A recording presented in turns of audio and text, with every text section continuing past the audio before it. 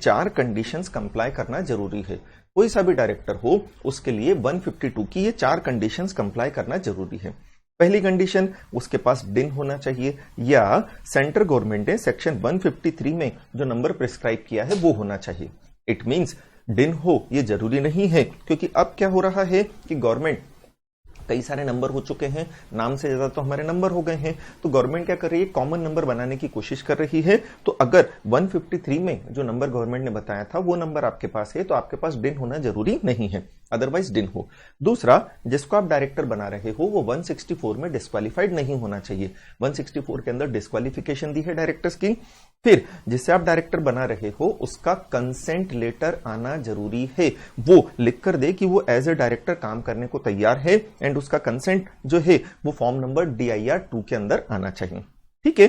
फिर अगर उसका अपॉइंटमेंट हो जाता है तो अपॉइंटमेंट के बाद ये कंपनी की ड्यूटी बनती है कि ROC को इंटीमेट करें। कैसे इंटीमेट करें, तो बोले फॉर्म आता है DIR 12, वो DIR 12 नंबर वाला फॉर्म फाइल करना पड़ेगा। उसके साथ वो जो डायरेक्टर ने कंसेंट दी थी वो कंसेंट लेटर भी लगा दिया जाएगा, DIR 2 को अटैच कर देंगे, एंड ये सब चीजें अपॉइंटमेंट से 30 दिन के अंदर हो जाना चाहिए। तो अपॉइंटमेंट से 30 दिन के अंदर हमें ROC को इंटीमेट करना पड़ेगा। किस बारे में इंटीमेट करना पड़ेगा, डायरेक्टर के अपॉइंटमेंट के बारे में। ये DIR 12 हर केस में जाता है, चाहे अपॉइंटमेंट हो या अपॉइंटमेंट के बाद कोई भी चेंज हो, DIR 12 फाइल होता ही है। एंड एक पांचवी कंडीशन और ध्यान रख लें कि सेक्शन 170 में जो हम रजिस्टर मेंटेन करते हैं उस रजिस्टर के अंदर एंट्री की जाएगी। नेक्स्ट 152 सबसेक्शन 1 है ना, ये रिलेटेड है फर्स्ट डायरेक्टर से। फर्स्ट डायरेक्टर कौन कौन होते हैं, तो बोले फर्स्ट डायरेक्टर मतलब जो पहली बार कंपनी के डायरेक्टर बनते हैं। अनुष्का जैन, रिजोल्यूशन बड़ा रखा है तो भी ब्लर है, ब्लर तो नहीं होना चाहिए बेटा।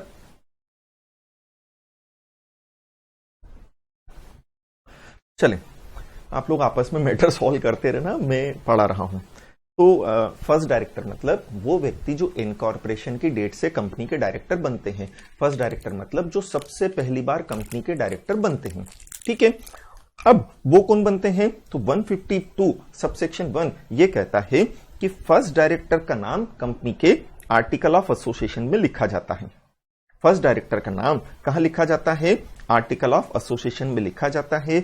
जब कंपनी के इनकॉर्पोरेशन के टाइम हम memorandum and article of association बनाते हैं, कौन बनाता है, ये सारी जिम्मेदारी प्रमोटर्स की बनती है, सारे काम प्रमोटर्स करते हैं। तो प्रमोटर सजेस्ट करते हैं कि कौन फर्स्ट डायरेक्टर होंगे, तो जिनका नाम प्रमोटर्स ने फर्स्ट डायरेक्टर के रूप में सजेस्ट कर दिया है और वो चार कंडीशन जो 3 कंडीशन मतलब 5 कंडीशन में से 3 कंडीशन कंप्लाई हो रही है, या तो उसके पास डिन है या 153 वाला नंबर है, 164 में वो डिस्क्वालिफाइड नहीं है और उसने DIR 2 सबमिट कर दिया है, तो फिर उसका नाम हम कहां लिख देते हैं, आर्टिकल ऑफ एसोसिएशन में।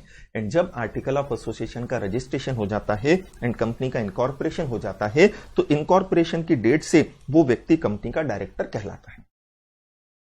फिर सेकंड सिचुएशन, अगर कोई कंपनी आर्टिकल ऑफ एसोसिएशन में नाम लिखना भूल गई है, अगर किसी कंपनी ने इनकॉर्पोरेशन के टाइम आर्टिकल ऑफ एसोसिएशन के अंदर फर्स्ट डायरेक्टर का नाम नहीं लिखा है, तो जो सब्सक्राइबर टू द मेमोरेंडम होते हैं, ये कौन होते हैं, जिन्होंने कंपनी के इनकॉर्पोरेशन के टाइम मेमोरेंडम आर्टिकल के ऊपर साइन किया होता है, वो सब्सक्राइबर टू द मेमोरेंडम होते हैं। तो जो सब्सक्राइबर टू द मेमोरेंडम है वो deemed to be first director रहेंगे। डीम्ड मतलब मान लिए जाएंगे, मान लिए जाएंगे मतलब उनका नाम स्पेसिफिकली लिखा नहीं है कि ये कंपनी के डायरेक्टर हैं, बट क्योंकि फर्स्ट डायरेक्टर का नाम आपने आर्टिकल ऑफ एसोसिएशन में नहीं लिखा था, जबकि आपको समझाया था कि उनका नाम आर्टिकल ऑफ एसोसिएशन में होना चाहिए, फिर भी आपने नहीं लिखा, तो जो सब्सक्राइबर टू द मेमोरेंडम है मान लिया जाएगा वही फर्स्ट डायरेक्टर हैं।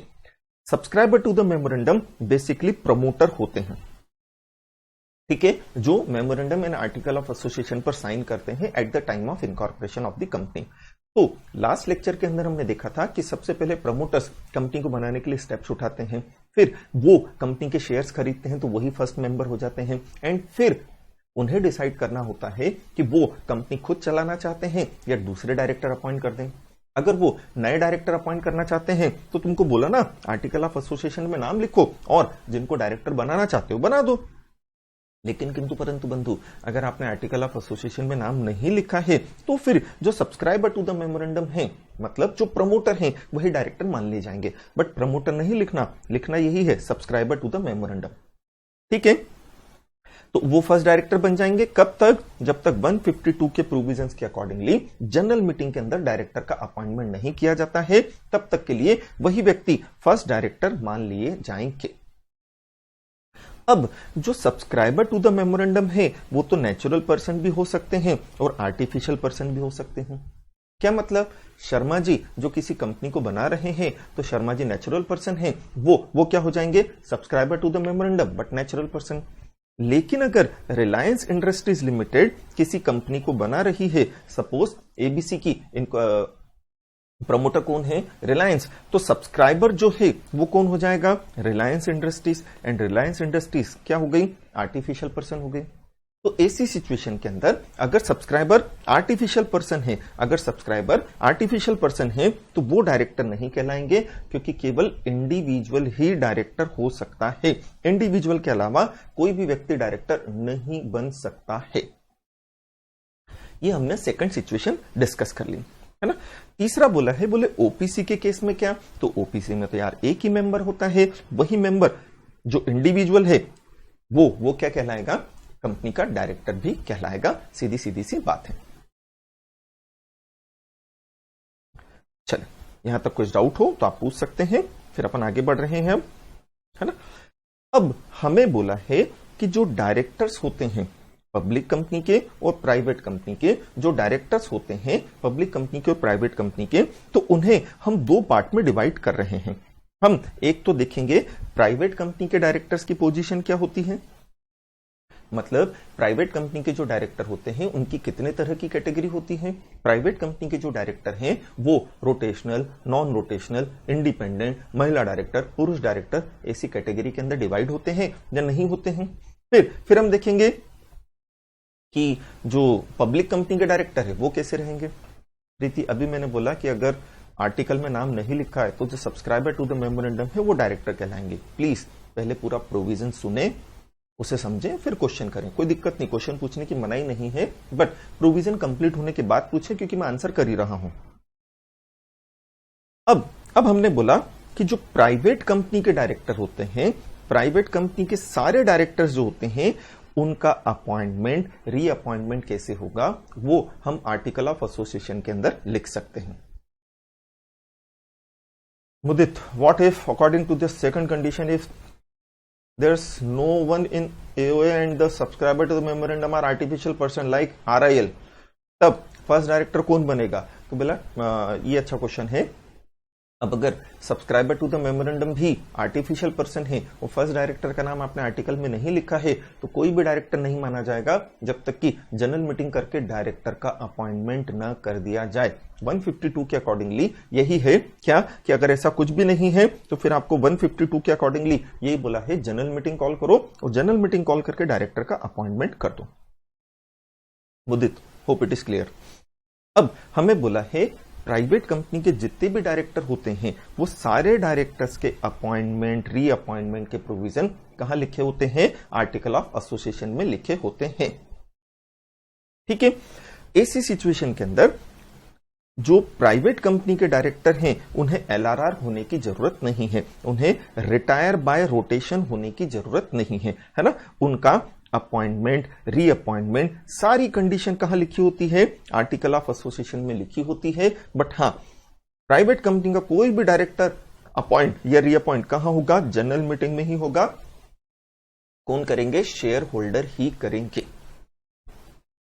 अब अगर हम पब्लिक कंपनी के डायरेक्टर्स की बात करें तो पब्लिक कंपनी के डायरेक्टर्स की 3 कैटेगरी होती है नॉर्मली। कंपल्सरीली तो 2 कैटेगरी होती ही है। पब्लिक कंपनी के डायरेक्टर की 3 कैटेगरी होती है नॉर्मली, कंपल्सरीली 2 कैटेगरी तो होती है। एक होते हैं आईडी मतलब इंडिपेंडेंट डायरेक्टर, दूसरा RD rotational director. Rotational director कौन होते हैं? जो हर साल एजीएम में रिटायर होते हैं, एलिजिबल हैं, तो उनका क्या हो जाता है? रीअपॉइंटमेंट। तीसरा NRD non rotational director. Non rotational director मतलब ऐसे डायरेक्टर जो liable to retire by rotation नहीं है, जो हर साल एजीएम के अंदर रिटायर नहीं होंगे, वो एक फिक्स ड्यूरेशन के लिए अपॉइंट होते हैं, वो ड्यूरेशन जब तक खत्म नहीं होगा तब तक वो कंपनी में काम करते रहेंगे। अब जो पब्लिक कंपनी है उसके डायरेक्टर की जो कैटेगरी दी गई है, तो इंडिपेंडेंट डायरेक्टर कौन होगा, कितना होगा, इसका प्रोविजन अपन पढ़ चुके हैं। अब हमें पढ़ना है रोटेशनल डायरेक्टर कैसे होते हैं, कितने तरह के होते हैं, नॉन रोटेशनल डायरेक्टर कितने होंगे, किस तरह के होंगे, है ना। तो ये समझ के चलो, डायरेक्टर चाहे रोटेशनल हो चाहे नॉन रोटेशनल हो, इनका भी अपॉइंटमेंट और रीअपॉइंटमेंट कहां होगा, जनरल मीटिंग में। कौन करेगा, share holder, subject to compliance of companies act and article of association, share holder के द्वारा ही किया जाएगा। तो फाइनली कंक्लूड करते हैं कि जो डायरेक्टर्स की कैटेगरी है पब्लिक कंपनी में, वो नॉर्मली 3 तरह की होती है, बट कंपल्सरीली 2 तरह की होगी ही। ऐसा मैंने इसलिए बोला क्योंकि आईडी हर पब्लिक कंपनी के अंदर हो ऐसा जरूरी नहीं है, लेकिन रोटेशनल और नॉन रोटेशनल डायरेक्टर हर पब्लिक कंपनी के अंदर होते हैं, चाहे पब्लिक कंपनी कितनी ही छोटी क्यों ना हो, चाहे पब्लिक कंपनी कितनी ही बड़ी क्यों ना हो, चाहे वो लिस्टेड हो चाहे अनलिस्टेड हो। बट सभी तरह के डायरेक्टर का अपॉइंटमेंट और रीअपॉइंटमेंट जनरल मीटिंग में करते हैं, शेयर होल्डर करते हैं, एक्ट और आर्टिकल ऑफ एसोसिएशन के प्रोविजन के अकॉर्डिंगली। अब इस सेंस में वापस से अगर आप इस हेडिंग को एक बार देखोगे तो प्राइवेट कंपनी के डायरेक्टर्स की इस तरह से कैटेगरी नहीं होती है। प्राइवेट कंपनी में हम पढ़ चुके हैं आईडी का अपॉइंटमेंट जरूरी नहीं होता है। अभी हम पढ़ेंगे प्राइवेट कंपनी में रोटेशनल और नॉन रोटेशनल डायरेक्टर रखे जाए जरूरी नहीं है। प्राइवेट कंपनी चाहे तो सारे डायरेक्टर रोटेशनल रख सकती है, मतलब हर साल एजीएम के अंदर उन्हें रिटायर करें, एलिजिबल है तो उनका रीअपॉइंटमेंट कर दें।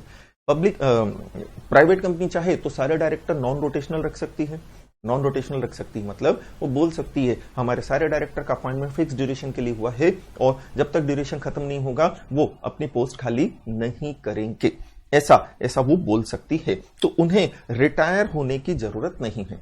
मतलब प्राइवेट कंपनी के अंदर सारे डायरेक्टर रिटायरिंग हो सकते हैं, हाँ हो सकते हैं। प्राइवेट कंपनी के अंदर सारे डायरेक्टर नॉन रिटायरिंग हो सकते हैं, हाँ हो सकते हैं।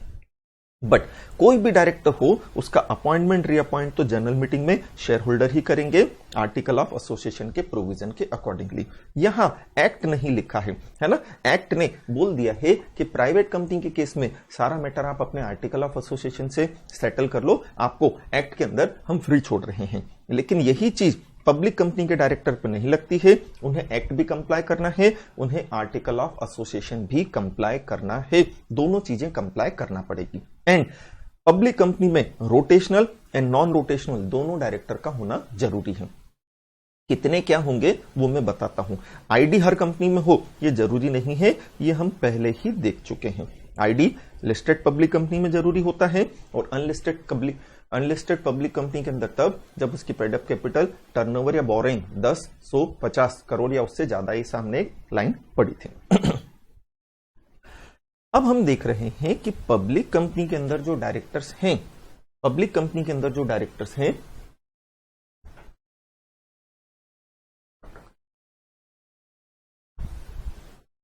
तो पब्लिक कंपनी के अंदर जो डायरेक्टर होते हैं 152 सबसेक्शन 6 उनके बारे में हमें बोलता है। क्या बोलता है? पब्लिक कंपनी चाहे तो अपने आर्टिकल ऑफ एसोसिएशन में प्रोविजन रख सकती है कि सारे डायरेक्टर आईडी को छोड़कर हर साल क्या होंगे, एजीएम में रिटायर, और एलिजिबल हैं तो उनका क्या कर लिया जाएगा, रीअपॉइंटमेंट कर दिया जाएगा वापस से। अभी हमने देखा कि जो पब्लिक कंपनी है उसमें 3 कैटेगरी हो गई, आईडी हो गए। आईडी हर कंपनी में हो ये जरूरी नहीं है, आईडी की कहानी अपन पढ़ चुके हैं, आईडी वापस अब यहां नहीं आएगा, है ना। फिर हमने बोला रोटेशनल एंड नॉन रोटेशनल, कितने रोटेशनल होंगे कितने नॉन रोटेशनल होंगे। तो उस रिलेशनशिप में 152 सबसेक्शन 6 बोलता है कि पब्लिक कंपनी चाहे तो सारे डायरेक्टर कैसे रख सकती है, रोटेशन। मतलब वो अपने आर्टिकल में प्रोविजन रख सकती है कि हर डायरेक्टर हर साल एजीएम में क्या होगा, रिटायर होगा, और एलिजिबल है तो उसका हम क्या कर देंगे, रीअपॉइंटमेंट कर देंगे। ऐसा प्रोविजन वो कहां रख सकती है, अपने आर्टिकल ऑफ एसोसिएशन के अंदर रख सकती है।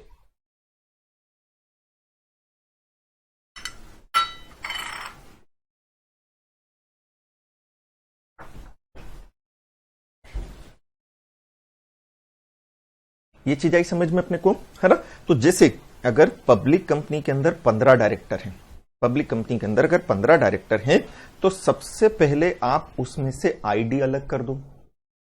ठीक है, मान लो इस कंपनी के अंदर 3 आईडी थे, तो 3 आईडी अलग कर दिए। अब बचे कितने? 12 डायरेक्टर। तो 12 में से रोटेशनल और नॉन रोटेशनल दोनों होंगे। अब अगर पब्लिक कंपनी चाहती है तो 12 के 12 डायरेक्टर को कैसे रख सकती है? रोटेशनल। ठीक है, हाँ, नॉन रोटेशनल एक भी हो ये जरूरी नहीं, बट रोटेशनल का होना जरूरी है। रोटेशनल डायरेक्टर मतलब जो एजीएम के अंदर रिटायर होते हैं और एलिजिबल हैं, तो उनका क्या कर लिया जाता है? रीअपॉइंटमेंट। तो 152 सबसेक्शन 6 यही बोलता है पब्लिक कंपनी में वर्ड दिया है, मतलब ऐसा प्रोविजन पब्लिक कंपनी अपने आर्टिकल में रखे ये जरूरी नहीं है। वो चाहे तो बोल सकती है सारे डायरेक्टर आईडी को छोड़कर हर साल एजीएम में रिटायर होंगे, मतलब सारे के सारे डायरेक्टर कैसे होंगे? रोटेशनल, मतलब नॉन रोटेशनल एक भी नहीं होगा, चलेगा, कोई दिक्कत वाली बात नहीं है। लेकिन अगर पब्लिक कंपनी ने अपने आर्टिकल ऑफ एसोसिएशन में ऐसा प्रोविजन नहीं रखा है, अगर पब्लिक कंपनी ने अपने आर्टिकल ऑफ एसोसिएशन में सारे डायरेक्टर के रिटायर होने का प्रोविजन नहीं रखा है, तो कम से कम 2/3 ऑफ टोटल डायरेक्टर जो होते हैं वो तो रोटेशनल कहलाएंगे ही। कम से कम 2/3 ऑफ टोटल डायरेक्टर जो होंगे वो तो रोटेशनल कहलाएंगे।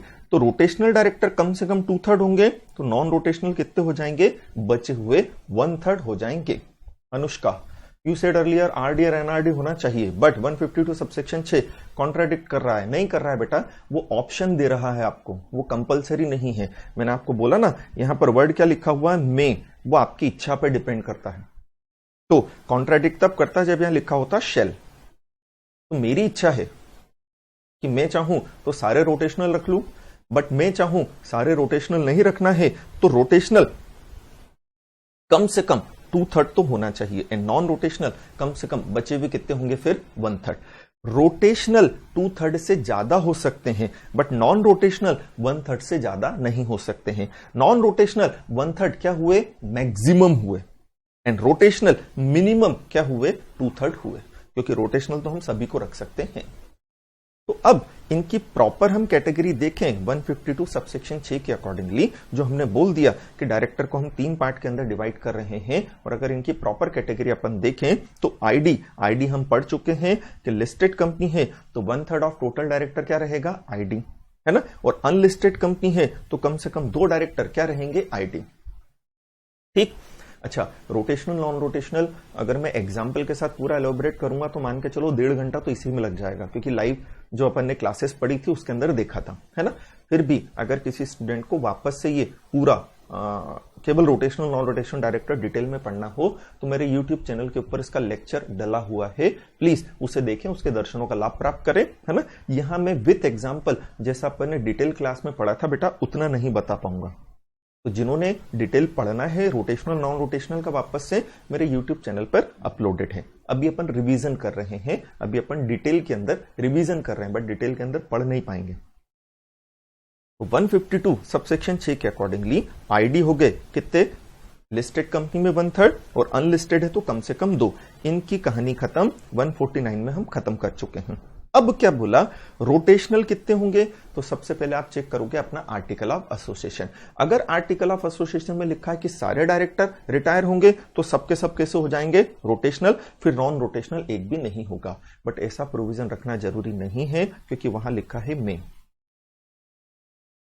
अब अगर कंपनी ने ऐसा प्रोविजन नहीं रखा है तो 152 सबसेक्शन 6 बोलता है, क्या बोलता है? बोले कम से कम 2/3 डायरेक्टर जो हैं आईडी को छोड़कर, टोटल डायरेक्टर में से आईडी को हटा दो तो कम से कम 2/3 डायरेक्टर जो हैं वो LRR liable to retire by rotation कहलाएंगे, है ना। एक बार फिर बता देता हूं, जैसे हमारी कंपनी में 15 डायरेक्टर हैं, उसमें से मान लो आईडी कितने हैं? 3 आईडी हैं, तो 15 में से 3 हटाया तो कितने बचे? 12 या तो आर्टिकल में चेक कर लो तो ये 12 के 12 क्या होंगे? Liable to retire by rotation. और अगर आर्टिकल में ऐसा प्रोविजन नहीं है तो 12 का 2/3 मतलब कितना आया? 8। तो अगर 15 डायरेक्टर हैं और 3 आईडी बोले हैं तो 8 रोटेशनल हो जाएंगे, और 12 का 1/3 आप निकालोगे तो 4 क्या हो जाएंगे, नॉन रोटेशनल हो जाएंगे। ठीक है, तो अभी हम ये देख रहे हैं, या तो आप अपने आर्टिकल में प्रोविजन रख लो कि सारे के सारे director liable to retire by rotation है, और अगर आपने ऐसा प्रोविजन नहीं रखा है तो ऐसी सिचुएशन के अंदर कम से कम 2/3 डायरेक्टर जो हैं, टोटल डायरेक्टर का 2/3, बट किसको हटाकर, आईडी को हटाकर, वो क्या कहलाएंगे, liable to retire by rotation. फिर नॉन रोटेशनल, तो बोले रिमेनिंग 1/3 डायरेक्टर नॉन रोटेशनल रहेंगे, बट इनका भी अपॉइंटमेंट रीअपॉइंटमेंट जनरल मीटिंग में ही होगा। रिमेनिंग 1/3 डायरेक्टर नॉन रोटेशनल होंगे, बट इनका भी अपॉइंटमेंट रीअपॉइंटमेंट जनरल मीटिंग में ही होगा।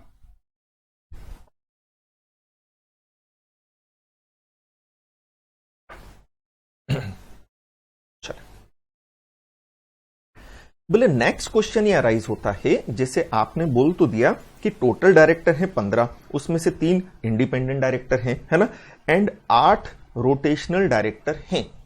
तो कौन से 8 डायरेक्टर रोटेशनल होंगे, 12 में से कौन से 8 डायरेक्टर रोटेशनल होंगे, 12 में से कौन से 4 डायरेक्टर नॉन रोटेशनल होंगे। बोले ये डिपेंड करता है इनके अपॉइंटमेंट की टर्म्स एंड कंडीशन पर। आयुषी सर, इसमें नॉमिनी डायरेक्टर को भी एक्सक्लूड करेंगे ना? हाँ बिल्कुल, उसे भी एक्सक्लूड करेंगे बेटा, उसका प्रोविजन आएगा तब वो भी बताता हूं मैं आपको, है ना। तो 12 में से कौन से 8, 12 में से कौन से 4, तो बोले ये डिपेंड करता है इनके अपॉइंटमेंट की टर्म्स एंड कंडीशन पर। जब डायरेक्टर को अपॉइंट किया जाता है तभी ये डिसाइड हो जाता है, भाई तू रोटेशनल रहेगा, भाई तू नॉन रोटेशनल रहेगा, भाई तू इंडिपेंडेंट रहेगा, या बेन तू रोटेशनल रहेगी, क्योंकि अगर फीमेल को अपॉइंट किया है तो। ठीक है, ये उसी समय डिसाइड हो जाता है। अब जैसे हमने देखा क्या कि 8 डायरेक्टर क्या हैं, liable to retire by rotation, ये एजीएम में रिटायर होंगे, एलिजिबल हैं, तो इनका क्या हो जाएगा, रीअपॉइंटमेंट। तो नेक्स्ट चीज ये है, 8 में से कितने डायरेक्टर हर साल एजीएम में रिटायर होंगे। क्या 8 के 8 हर साल एजीएम में रिटायर हो जाएंगे? हो सकते हैं अगर आपके आर्टिकल में लिखा है तो, बट अगर आर्टिकल में नहीं लिखा है तो 8 में से कितने डायरेक्टर हर साल एजीएम के अंदर रिटायर होंगे और एलिजिबल है तो उनका रीअपॉइंटमेंट हो जाएगा। तो उसके लिए हमें बोला है कि जो एलआरआर है 2/3, वो टोटल डायरेक्टर का 2/3 है, तो जो एक्चुअली 2/3 आया है उसका हम 1/3 निकालते हैं, ये देखने के लिए कि एक्चुअली एजीएम के अंदर रिटायर कौन होगा, है ना। तो जो एलआरआर निकाला था 2/3, तो एलआरआर निकाला था हमने 8। अच्छा, 2/3 के कैलकुलेशन में अगर फ्रैक्शन आता है तो उसे राउंड ऑफ करके नेक्स्ट हायर नंबर में कन्वर्ट करना है ना। अब हमारे एलआरआर आए थे 8, तो 8 का हम क्या निकालेंगे अब, 1/3। 8 का अब हम क्या निकालेंगे, 1/3। कितना आया, 2.67, तो इससे कितना ले लिया, 3। तो हर साल 3 डायरेक्टर, 8 में से हर साल 3 डायरेक्टर एजीएम के अंदर रिटायर होंगे, और अगर वो एलिजिबल हैं तो उनका क्या कर दिया जाएगा, रीअपॉइंटमेंट। अब नेक्स्ट झगड़ा ये क्रिएट होता है, बोले कौन से 3, 8 में से कौन से 3 सबसे पहले रिटायर होंगे। तो उसके लिए हमें बोल दिया है क्या कि हु विल रिटायर फर्स्ट, तो हमें कौन सी मेथड लगानी है, फीफो मेथड। फीफो मतलब फर्स्ट इन फर्स्ट आउट, मतलब जो सबसे पहले कंपनी के अंदर अपॉइंट हुआ था वो सबसे पहले जाएगा। सम्यक जैन, बिल्कुल 3 ठीक लिखा बेटा आपने, है ना। तो जो सबसे पहले आया था वो सबसे पहले जाएगा।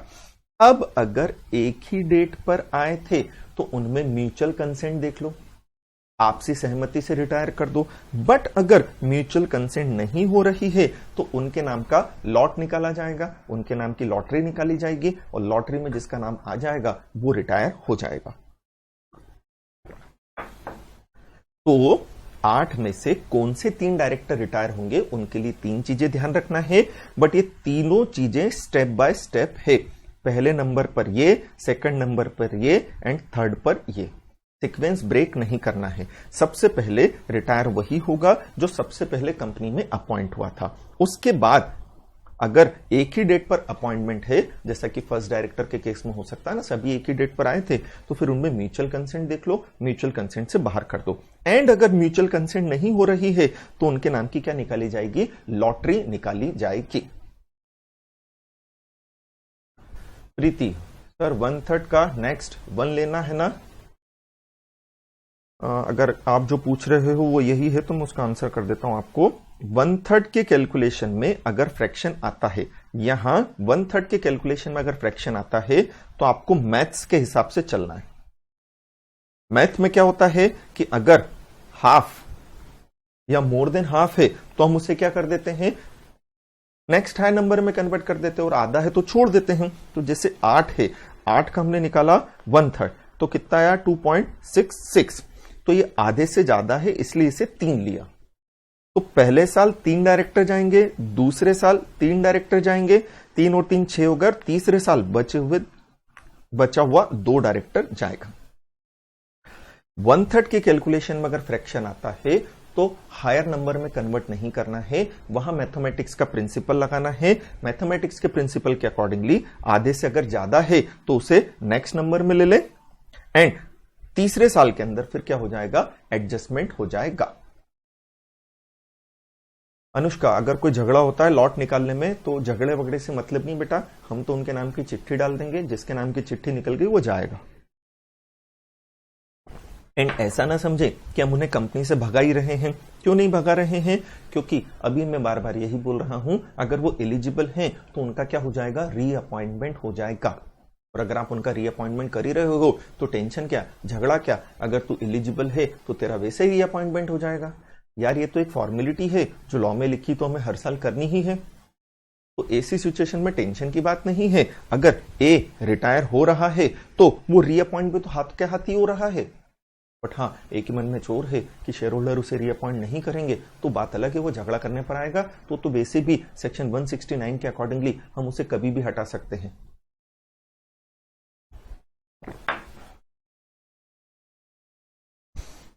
चले,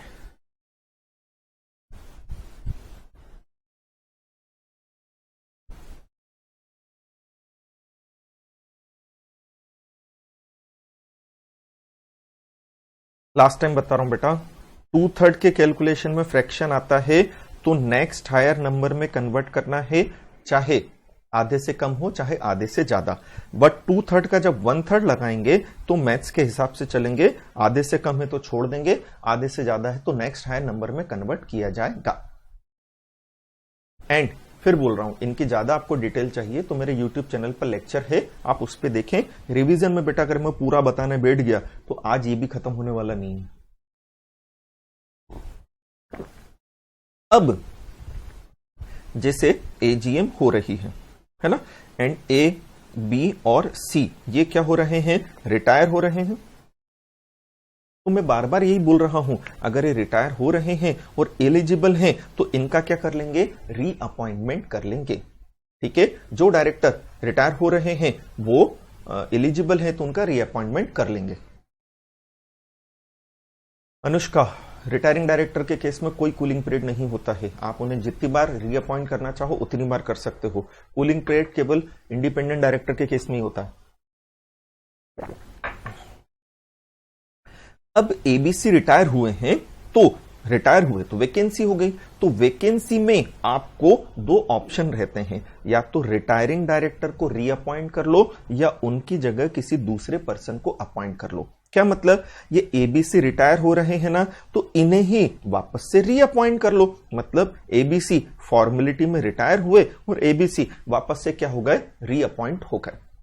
लेकिन अगर हम नहीं चाहते कि हम एबीसी को वापस लाएं तो किसी दूसरे पर्सन को इनकी जगह ला सकते हैं, इन्हीं का रीअपॉइंटमेंट करना जरूरी नहीं है। मेरी चाहे XYZ को लेकर आऊं कोई दिक्कत नहीं, एंड ऐसा भी नहीं मेरी चाहे कि ए और बी को तो रीअपॉइंट कर लें बट सी को नहीं करें, सी की जगह वाई को लेकर आ जाएं, कोई टेंशन वाली बात नहीं। मेरी चाहे ए को मैं रीअपॉइंट करूं, बी और सी को नहीं करूं, तो बी और सी की जगह मैं चाहूं तो शर्मा जी वर्मा जी ले आऊं, वो शेयर होल्डर की इच्छा है, जबरदस्ती नहीं है।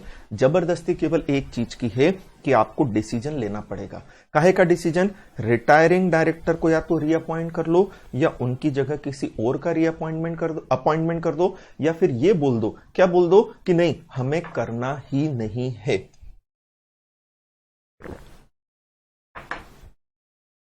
है ना, इसी चीज को अब हम यहां देखते हैं वापस से। क्या जनरल मीटिंग जो एजीएम हो रही है, उस एजीएम 152 सबसेक्शन 6 खत्म नहीं हुआ है, जो एजीएम हो रही है, ठीक है, उस एजीएम के अंदर जो रिटायरिंग डायरेक्टर हैं उनकी वैकेंसी हो गई। जैसे अभी मैंने आपको बताया, चलो दो ही ले लेते हैं नाम, कि ए और बी क्या हो रहे हैं, रिटायर हुए तो उनकी पोस्ट खाली हो गई। तो ये कंपलसरी है कि आप क्या लो, डिसीजन। कौन डिसीजन ले, शेयर होल्डर जनरल मीटिंग में डिसीजन ले। किस बात का, तो बोले या तो वैकेंसी फिल करने का डिसीजन ले लो, या एक्सप्रेसली ये रिजोल्यूशन पास कर दो कि हमें तो वैकेंसी फिल करनी ही नहीं है। क्या मतलब, हमें ना तो ए और बी को रखना है, ना हमें किसी और को लाना है। हमारी कंपनी में पहले 12 डायरेक्टर थे, अब ए और बी की हमें जरूरत नहीं है, उन्हें कम कर दो, 10 ही रहने दो। बट डिसीजन लेना जरूरी है, दो में से एक डिसीजन लेना जरूरी है। या तो जो डायरेक्टर हैं, मतलब जो वैकेंसी हुई है, वैकेंसी फिल कर दो। वैकेंसी फिल करने के भी आपके पास दो तरीके हैं, रिटायरिंग डायरेक्टर को रीअपॉइंट कर दो या नए पर्सन ले आओ। रिटायरिंग डायरेक्टर को रीअपॉइंट कर दो या नए पर्सन ले आओ। लेकिन अगर आप ना तो रिटायरिंग डायरेक्टर को रीअपॉइंट करना चाहते हो, ना नए बंदे लेकर आना चाहते हो, तो साफ साफ बोल दो। क्या बोल दो, ओ भाई हमें तो ये वैकेंसी फिल ही नहीं करना है, हमें तो इसे खाली रखना है। आप क्लियरली बोलो, जबरदस्ती नहीं। जबरदस्ती किस बात की है, take some decision, decide something expressly. अब अगर शेयर होल्डर ने जनरल मीटिंग में इन दोनों में से, या यूं कह लो इन तीनों में से कोई भी काम नहीं किया, मतलब ना तो उन्होंने रिटायरिंग डायरेक्टर को रीअपॉइंट किया, ना उन्होंने ये बोला कि इनकी जगह नए को ले आओ, ना वो स्पष्ट रूप से एक्सप्रेसली ये बोल रहे हैं कि हमें वैकेंसी भरना ही नहीं है ना। तो अगर कोई डिसीजन एजीएम के अंदर नहीं हुआ है तो एजीएम एडजर्न हो जाती है। एडजर्न हो जाएगी मतलब आगे बढ़ जाएगी। एंड एडजर्न एजीएम कब होगी, next week, same day, same time, same place. और अगर वो डे नेशनल हॉलिडे है तो next succeeding day which is not a holiday. तो ये कंपलसरी है शेयर होल्डर के लिए। क्या कंपलसरी है, बोले डिसीजन लेना कंपलसरी है। या तो वो डिसीजन ले कि रिटायरिंग डायरेक्टर को रीअपॉइंट करना है, या वो ये डिसीजन ले हमें तो दूसरों को अपॉइंट करना, या ये डिसीजन ले हमें किसी को भी नहीं करना, ये 2 डायरेक्टर को भगाओ, नए भी नहीं लाएंगे, total number of director reduce कर दो, 15 में से अब 2 गए, कोई बात नहीं, हम तो 13 से ही काम चला लेंगे, कोई टेंशन नहीं। शेयर होल्डर है, ऑनर है, उनकी इच्छा बनती है। लेकिन किंतु परंतु बंधु, अगर उन्होंने कोई डिसीजन नहीं लिया तो मीटिंग एडजर्न हो जाती है। Adjourn meeting next week, same day, time और प्लेस पर होगी। बट अगर वो डे कौन सा आ रहा है, नेशनल हॉलिडे, तो next succeeding day which is not a holiday. अब क्या हुआ कि एडजर्न मीटिंग में भी हमने कोई डिसीजन नहीं लिया। एडजर्न मीटिंग में भी अगर हमने कोई डिसीजन नहीं लिया तो रिटायरिंग डायरेक्टर जो है डीम्ड टू बी रीअपॉइंटेड मान लिया जाएगा। रिटायरिंग डायरेक्टर जो है ऑटोमेटिकली रीअपॉइंटेड मान लिया जाएगा, है ना। अगर एडजर्न एजीएम में भी कोई डिसीजन नहीं लिया गया है तो जो रिटायरिंग डायरेक्टर है, मान लेंगे शेयर होल्डर ने उन्हें ही रीअपॉइंट कर लिया है इन 5 एक्सेप्शनल सिचुएशन को छोड़कर। मतलब इन 5 केसेस में रिटायरिंग डायरेक्टर रीअपॉइंटेड नहीं माना जाएगा। अदरवाइज शेयर होल्डर ने एडजर्न एजीएम में भी अगर कोई डिसीजन नहीं लिया है तो रिटायरिंग डायरेक्टर रीअपॉइंटेड मान लिया जाएगा। ठीक है। हाँ प्रीति, नेशनल हॉलिडे मतलब 15 अगस्त, 26 जनवरी और 2 अक्टूबर, और any other day declared as national holiday by central government. अब सेंट्रल गवर्नमेंट किसी भी दिन को डिक्लेयर कर सकती है, बट फिक्स तो हमारे लिए 3 ही है ना। तो एडजर्न एजीएम के अंदर अगर क्या नहीं हुआ है, कोई डिसीजन नहीं हुआ है, तो रिटायरिंग डायरेक्टर रीअपॉइंट मान लिया जाएगा इन 5 सिचुएशन को छोड़कर। ये 5 एक्सेप्शन हैं। इन 5 एक्सेप्शनल केसेस में रिटायरिंग डायरेक्टर रीअपॉइंटेड नहीं माना जाएगा। पहला क्या, कोई रेजोल्यूशन तो रखा था, काहे के लिए, डायरेक्टर के अपॉइंटमेंट या रीअपॉइंटमेंट के लिए, बट रेजोल्यूशन लॉस्ट हो गया। लॉस्ट हो गया मतलब पास ही नहीं हुआ। दूसरा क्या, डायरेक्टर अगर अनविलिंगनेस शो कर दे, मतलब डायरेक्टर ही मना कर रहा, ओ भाई मुझे नहीं होना रीअपॉइंट, जैसे ए और बी रिटायर होने वाले थे, ए ने मना कर दिया मुझे रीअपॉइंट नहीं होना, तो क्या जबरदस्ती थोड़ी करेंगे, मत कर, केवल बी को कर दे। तीसरा, या ए और बी दोनों ने बोल दिया हमें नहीं होना, दोनों को बाहर कर दो। तीसरा, वो डिस्क्वालीफाइड हो गए, कौन से सेक्शन में, 164, अगर 164 में डिस्क्वालीफाइड हो गए नहीं करेंगे। फोर्थ, 162 एप्लीकेबल हो जाए, इसके जस्ट बाद में 162 बताता हूं, तब उसकी डिटेल बताऊंगा। एंड पांचवा, कंपनीज एक्ट के प्रोविजंस के अकॉर्डिंगली उनके अपॉइंटमेंट या रीअपॉइंटमेंट के लिए एक्सप्रेसली रिजोल्यूशन रिक्वायर्ड था, चाहे ऑर्डिनरी चाहे स्पेशल। एक्ट में लिखा था कि भाई ये डायरेक्टर अपॉइंट या रीअपॉइंटेड तभी माना जाएगा जब उसके रिलेशनशिप में रिजोल्यूशन पास हो। एंड क्योंकि कोई भी रिजोल्यूशन पास नहीं हुआ है तो ऐसी सिचुएशन के अंदर फिर वो डायरेक्टर रीअपॉइंटेड नहीं माना जाएगा। तो इन 5 सिचुएशन को छोड़ दें तो रिटायरिंग डायरेक्टर रीअपॉइंटेड मान लिया जाएगा। कौन सी 5 सिचुएशन, रिजोल्यूशन रखा था बट लॉस्ट हो गया। दूसरा, डायरेक्टर ने मना कर दिया मुझे रीअपॉइंट नहीं होना है। तीसरा, 164 में डिस्क्वालीफाइड हो गया। चौथा, 162 लग गई। और पांचवा, एक्ट में लिखा था एक्सप्रेस डिसीजन जरूरी है, तो फिर इंप्लाइडली रीअपॉइंटेड नहीं माना जाएगा।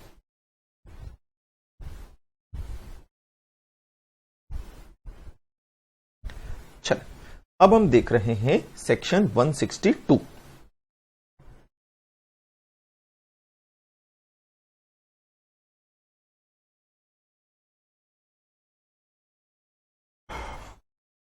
अभी हमने बोला कि अगर सेक्शन क्या लग जाता है, 162 लग जाता है, अगर सेक्शन 162 लग जाता है तो डायरेक्टर ऑटोमेटिकली रीअपॉइंटेड नहीं माना जाता है। बोले 162 क्या है वो देख लेते हैं अपन।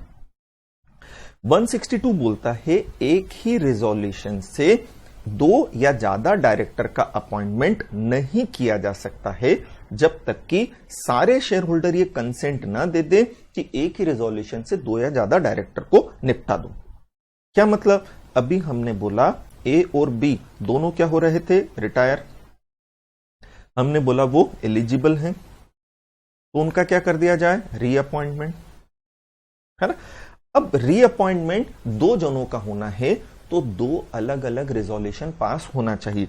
ऐसा नहीं कि हम एक सिंगल प्रपोजल दे दें, एक सिंगल रिजोल्यूशन पास करवा दें और दोनों को क्लब कर दें।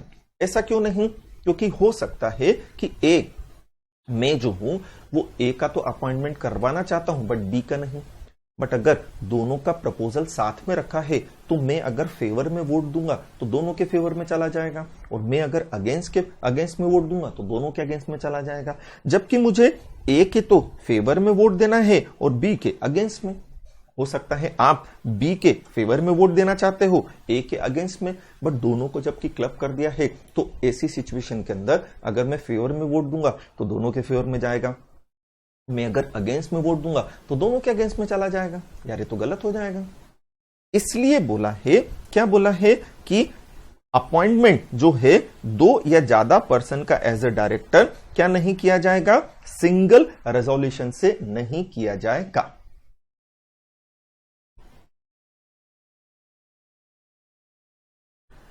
हाँ अनुष्का, प्रीति ने सही बोला, रेजोल्यूशन घूम गया है, अपन ढूंढ के लाएंगे उसको। लॉस्ट हो गया है मतलब हमने प्रपोजल रखा था बट रेजोल्यूशन पास होना था 50% ज्यादा कंसेंट से, बट 40% ने अप्रूवल दी, 40% ने अप्रूवल दी तो रेजोल्यूशन अप्रूव नहीं हुआ, लॉस्ट हो गया। लॉस्ट होना मतलब फेल हो गया। रेजोल्यूशन को पास होने के लिए मोर देन 50% की कंसेंट चाहिए थी अगर ऑर्डिनरी रेजोल्यूशन था तो अगर वो नहीं मिली तो रेजोल्यूशन फेल हो गया। तो 162 अपने आप में इंपॉर्टेंट सेक्शन है, वो बोलता है सिंगल रिजोल्यूशन से 2 या ज्यादा पर्सन को एज अ डायरेक्टर अपॉइंट करने का प्रपोजल नहीं रख सकते। लेकिन अगर हम सिंगल रिजोल्यूशन से 2 या ज्यादा पर्सन को एज अ डायरेक्टर अपॉइंट करने का प्रपोजल रखना चाहते हैं तो पहले मीटिंग में जितने मेंबर्स आए हैं सबके अपन क्या ले लें, कंसेंट। सबने अगर कंसेंट दे दी कि हाँ एक ही रेजोल्यूशन से सबका अपॉइंटमेंट कर दें, एक ही रेजोल्यूशन से सबका अपॉइंटमेंट कर दें, तो आप ऐसा कर सकते हो। जैसे 3 डायरेक्टर रिटायर हो रहे थे, ए, बी और सी। कंपनी ने शेयर होल्डर से पूछा यार 3 अलग अलग रेजोल्यूशन पास करने के बजाय हम सिंगल रेजोल्यूशन ही रख दें क्या आपके सामने। मान लो मीटिंग के अंदर 200 मेंबर्स आए थे, 199 ने यस कर दिया, ठीक है, 199 ने बोला ठीक है, 199 बोल रहे हैं एक ही से कर दो, एक नालायक जो है मना कर रहा है, तो ऐसा नहीं कि उसे मारने पीटने बैठ जाएंगे, एक ने भी अगर मना कर दिया तो आपको ये तीनों के 3 अलग अलग रिजोल्यूशन प्रपोज करना पड़ेंगे। बट 200 मेंबर आए थे, 200 के 200 ने यस कर दिया, बोले ठीक है एक ही से निपटा दो, भले यार जब किसी को प्रॉब्लम भी नहीं है तो फिर आप सिंगल रिजोल्यूशन से कर सकते हैं। इस पर मेनली प्रैक्टिकल क्वेश्चन आते हैं एग्जाम में। अब अगर आपने 162 के अगेंस्ट जाकर रिजोल्यूशन पास किया है तो वो रिजोल्यूशन हो जाता है वॉइड, और अगर रिजोल्यूशन वॉइड हो गया है तो कोई भी डायरेक्टर अपॉइंट या रीअपॉइंटेड नहीं माना जाएगा। क्या मतलब, हमने ए बी और सी तीनों का अपॉइंटमेंट एक ही रिजोल्यूशन से प्रपोज कर दिया, यार हम कर तो सकते थे बट करने से पहले हमें शेयर होल्डर की अप्रूवल चाहिए थी, यार हमने अप्रूवल नहीं ली और बिना उनसे पूछे एक ही रिजोल्यूशन से कर दिया, तो फिर माना जाएगा कि वो रिजोल्यूशन वॉइड है। और अगर वो रिजोल्यूशन वॉइड है तो ना तो ए बी सी रीअपॉइंटेड माने जाएंगे, ना उनकी जगह कोई नया अपॉइंटेड माना जाएगा। यही तो एक चीज हमने यहां पर देखी। बोले क्या, अगर 162 एप्लीकेबल हो गया, 162 एप्लीकेबल हो गया मतलब आपने क्या किया, सिंगल रेजोल्यूशन से एक से ज्यादा पर्सन का अपॉइंटमेंट या रीअपॉइंटमेंट प्रपोज कर दिया, है ना, बिना शेयर होल्डर से पूछे, तो 162 बोलता है वो रिजोल्यूशन क्या हो गया, वॉइड। और अगर वो रिजोल्यूशन क्या हो गया, वॉइड, तो एबीसी रीअपॉइंटेड नहीं माने जाएंगे, ना उनकी जगह कोई नया अपॉइंटेड माना जाएगा। ठीक है, दिव्या क्या कहना है, सर अगर वो एक कुछ बोला ही नहीं, ना यस ना नो, है ना, तो एक बार आप ये वाली लैंग्वेज पढ़ो, क्या लिखा है, without any vote being cast against it, word ये लिखा है ना, मतलब 200 जने थे, 199 तो यस कह रहे हैं, एक कुछ नहीं कह रहा है, बट वो अगेंस्ट में भी नहीं बोल रहा है, वो फेवर में भी नहीं, वो न्यूट्रल है, तो मेरी ये कंडीशन पूरी हुई ना, मेरी ये कंडीशन पूरी हुई ना, जो कि क्या बोल रहा है, without any vote being cast against it, मतलब जब आपने शेयर होल्डर से पूछा था कि मैं एक ही रिजोल्यूशन से सबको अपॉइंट कर दूं क्या, तो उन्होंने किसी ने भी मना नहीं किया, किसी ने भी मना नहीं किया, 200 में से 199 ने हां कर दिया, बट एक ने मना नहीं किया, तो भी मेरा काम तो हो जाएगा, सीधी सीधी सी बात है। ठीक है, डायरेक्टर में इसका अलग है, डायरेक्टर में हमने बोला था consent of all the directors present, है ना, ये लैंग्वेज होना चाहिए, consent of all the director present. वहां डायरेक्टर के अंदर यह था कि सबके सब हां करें, बट यहां लिखा है कोई भी मना न करे, तो वो जो एक नालायक चुप बैठा वो मना तो नहीं कर रहा ना, नहीं मना कर रहा है, भाड़ में जान दो उसको। तो 162 के अगेंस्ट अगर रिजोल्यूशन पास हुआ है तो वो रिजोल्यूशन क्या हो जाएगा, वॉइड हो जाएगा। ये चीज आई समझ में। बट हां, ये चीज ध्यान रखना है कि मान लो हमने बिना पूछे ही एक ही रिजोल्यूशन से 2 या ज्यादा डायरेक्टर का अपॉइंटमेंट प्रपोज कर दिया, बट किसी भी शेयर होल्डर ने ऑब्जेक्शन नहीं लिया, किसी भी शेयर होल्डर ने ऑब्जेक्शन नहीं लिया, बट हमने पूछा नहीं ना, तो हमने लॉ के प्रोविजन का नॉन कंप्लायंस कर दिया है। भले ही कोई शेयर होल्डर ऑब्जेक्शन न ले तो भी वो रिजोल्यूशन क्या कहलाएगा, वॉइड कहलाएगा। ये पॉइंट बहुत बार एग्जाम में आया है। तो अगर हम एक ही रिजोल्यूशन से 2 या ज्यादा डायरेक्टर प्रपोज करना चाहते हैं, पहले पूछे, हमने बिना पूछे अगर कर दिया और किसी ने ऑब्जेक्शन भी नहीं लिया, तो भी वो रिजोल्यूशन वॉइड है, क्योंकि वो लॉ के प्रोविजंस के क्या है, अगेंस्ट है। ठीक है, चलो ये पॉइंट क्लियर हो गया आपको। नेक्स्ट सेक्शन 161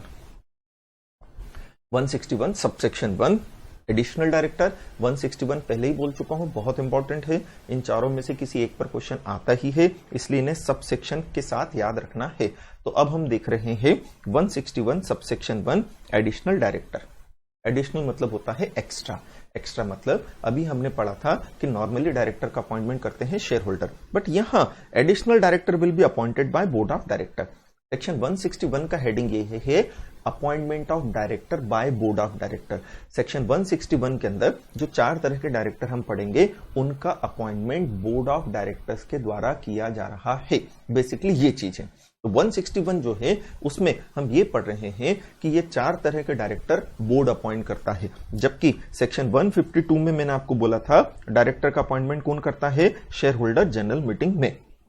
लेकिन जो 161 है वो इसका एक्सेप्शन है, ये 4 तरह के डायरेक्टर कौन अपॉइंट कर देंगे, बोर्ड ऑफ डायरेक्टर अपॉइंट करेंगे। इनका अपॉइंटमेंट किसके द्वारा किया जाएगा, बोर्ड ऑफ डायरेक्टर्स के द्वारा किया जाएगा।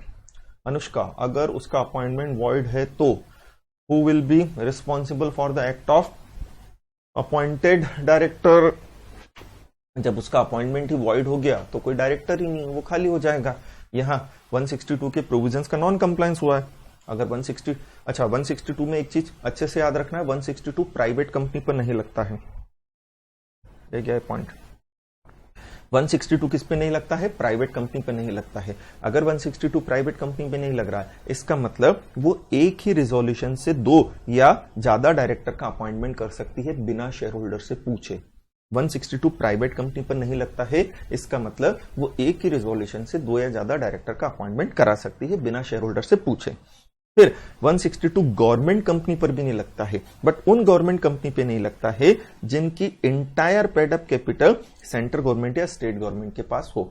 मतलब 100% government owned company, 100% government owned company जिसकी 100% कैपिटल किसके पास है, गवर्नमेंट के पास, है ना। एंड जो गवर्नमेंट की सब्सिडरी कंपनी है ना, जैसे XYZ है, उसकी 100% कैपिटल गवर्नमेंट के पास है, तो XYZ भी एक ही रिजोल्यूशन से सबको अपॉइंट करवा सकती है बिना शेयर होल्डर से पूछे। अब XYZ की एक सब्सिडरी है ABC, ABC भी एक ही रिजोल्यूशन से सबका अपॉइंटमेंट करवा सकती है। तो ये 3 और ये चौथा IFSC पब्लिक कंपनी के केस में भी 162 एप्लीकेबल नहीं होता है। ये 4 कंडीशंस आपको ध्यान रखनी है। प्राइवेट पे नहीं लगेगा, अच्छा नहीं लगेगा इन चारों के ऊपर, इसका मतलब क्या, ये एक ही रिजोल्यूशन से एक से ज्यादा का अपॉइंटमेंट रीअपॉइंटमेंट कर सकते हैं, कोई टेंशन वाली बात नहीं है, बिना शेयर होल्डर से पूछे। कौन कौन, प्राइवेट कंपनी, फिर एक ऐसी गवर्नमेंट कंपनी जिसकी entire paid up capital government के पास हो, फिर एक सब्सिडरी कंपनी गवर्नमेंट की, कौन सी गवर्नमेंट कंपनी, जिसकी entire paid up capital government के पास हो, एंड IFSC पब्लिक कंपनी। अब हम आ रहे हैं एडिशनल डायरेक्टर पर।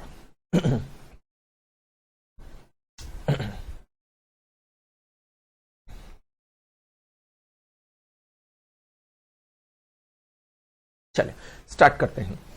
तो डायरेक्टर का अपॉइंटमेंट सेक्शन 152 बोलता है नॉर्मली डायरेक्टर का अपॉइंटमेंट कौन करते हैं, शेयर होल्डर, ठीक है। लेकिन 161 कहता है कि यहां ये 4 तरह के डायरेक्टर जो हैं, इनका अपॉइंटमेंट कौन करेगा, बोर्ड ऑफ डायरेक्टर्स करेंगे। इस लिंक में सबसे पहले आता है एडिशनल डायरेक्टर। एडिशनल इसलिए कहा है कि नॉर्मली जनरल मीटिंग में शेयर होल्डर अपॉइंट करते हैं, बट शेयर होल्डर ने जो अपॉइंट किए हैं उनसे एक्स्ट्रा, उनसे एडिशनल डायरेक्टर अपॉइंट किए जा रहे हैं बोर्ड ऑफ डायरेक्टर के द्वारा। तो एडिशनल डायरेक्टर का अपॉइंटमेंट बोर्ड करता है ना। एंड ये सारी कंपनीज पे लगता है, चाहे पब्लिक कंपनी हो चाहे प्राइवेट कंपनी हो, किसी भी कंपनी का director, board of director additional director appoint कर सकते हैं, है ना। बट वो तभी कर पाएंगे जब आर्टिकल ऑफ एसोसिएशन में परमिशन हो, मतलब आर्टिकल में लिखा होना चाहिए कि board of director additional director appoint कर सकते हैं। अगर आर्टिकल में लिखा हुआ नहीं है तो स्पेशल रिजोल्यूशन पास करके आप आर्टिकल ऑफ एसोसिएशन में क्या कर लो, चेंज कर लो, एंड चेंज करने के बाद बोर्ड को अथोराइज कर दो तो बोर्ड कर सकता है। फिर क्या बोला है कि कोई भी पर्सन हम अपॉइंट कर सकते हैं क्या एडिशनल डायरेक्टर के रूप में, बोले हाँ, बट हाँ कोई भी पर्सन आप अपॉइंट करो, वो 5 कंडीशन आपको हमेशा कंप्लाई करनी है, चाहे मैं बोलूं चाहे नहीं बोलूं, हर डायरेक्टर के लिए 5 कंडीशन कंप्लाई करना है। पहला, उसके पास डिन हो या 153 का नंबर हो। दूसरा, वो 164 में डिस्क्वालीफाइड ना हो। तीसरा, वो DIR 2 में अपनी consent to act as a director दे। फोर्थ, अपॉइंटमेंट के बाद 30 दिन में DIR 12 फाइल कर दें। फिफ्थ, 170 के रजिस्टर में उसकी क्या मार दे, एंट्री। अब क्या बोला है कि शर्मा जी हैं, जनरल मीटिंग में उनके अपॉइंटमेंट का हमने प्रपोजल रखा था, हमने शेयर होल्डर से उनका अपॉइंटमेंट करवाना चाहा, है ना। लेकिन क्या हुआ, शेयर होल्डर ने उनका अपॉइंटमेंट नहीं किया, उनका जो रेजोल्यूशन हमने अप्रूवल के लिए रखा था वो रेजोल्यूशन क्या हो गया, लॉस्ट क्यों हो गया, क्योंकि मेजोरिटी ने अप्रूव नहीं किया। तो क्या शेयर होल्डर का ये इंटेंशन था कि शर्मा जी डायरेक्टर ना बने? हाँ, अगर उनका इंटेंशन होता कि शर्मा जी डायरेक्टर बने तो रेजोल्यूशन अप्रूव कर देते, बिल्कुल ठीक है। अब board of director Sharma ji को एडिशनल डायरेक्टर बनाना चाहते हैं। यार ये गलत हो जाएगा। क्यों गलत हो जाएगा? क्योंकि जब क्लियर इंटेंशन था कि शर्मा जी, जनरल मीटिंग में शेयर होल्डर ने उन्हें डायरेक्टर बनाने से मना कर दिया था, वो फिर इनडायरेक्टली जो काम नहीं कर सकते थे वो बोर्ड ने कर दिया। तो इसलिए बोला है but not to a person who fails to get appointed in the general meeting. तो एक पर्सन जो जनरल मीटिंग के अंदर अपॉइंट नहीं हो पाया था, क्यों? शेयर होल्डर ने उसे अपॉइंट करने से मना कर दिया था, उसका रेजोल्यूशन लॉस्ट हो गया था। तो अब वो बैकडोर से आने की कोशिश कर रहा कि बोर्ड उसे कर ले, नहीं भाई नहीं कर सकते हैं। फिर एडिशनल डायरेक्टर काम कब तक करेगा, एडिशनल डायरेक्टर की पोस्ट कब तक रहेगी? तो बोले एडिशनल डायरेक्टर अपॉइंट होने के बाद जो भी नेक्स्ट एजीएम होती है उसकी डेट तक, या एजीएम नहीं हुई है तो एजीएम होने की last date whichever is earlier.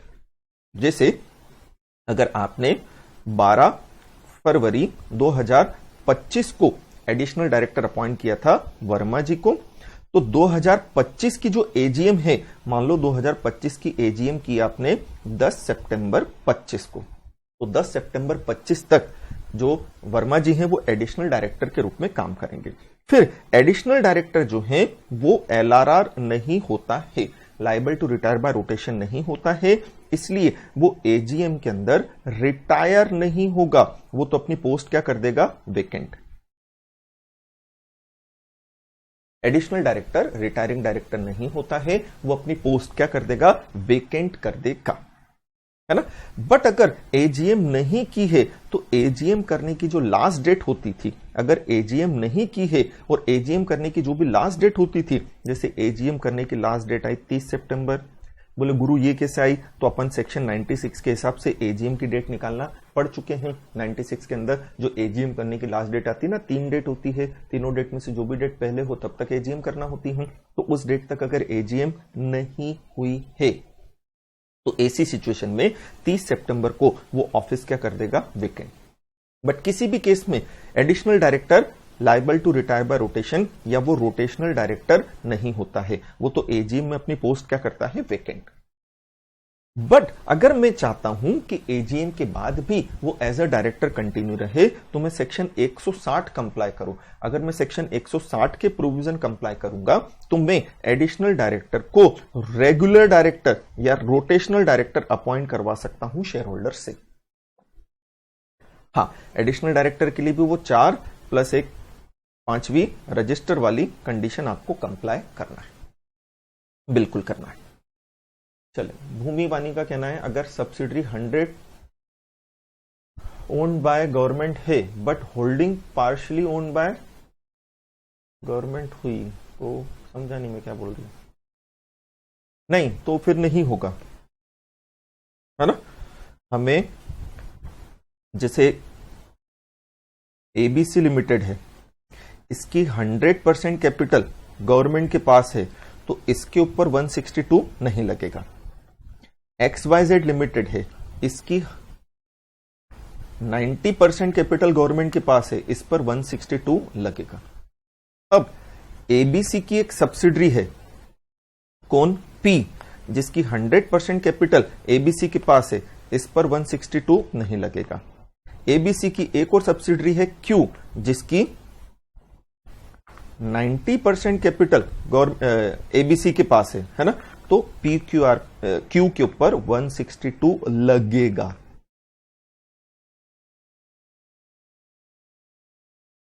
फिर इसी तरह से XYZ की सब्सिडरी है, XYZ की सब्सिडरी है, क्या सब्सिडरी है, बोले PQR, R सब्सिडरी है, जिसकी 100% भले XYZ के पास है बट इसके ऊपर 162 लगेगा।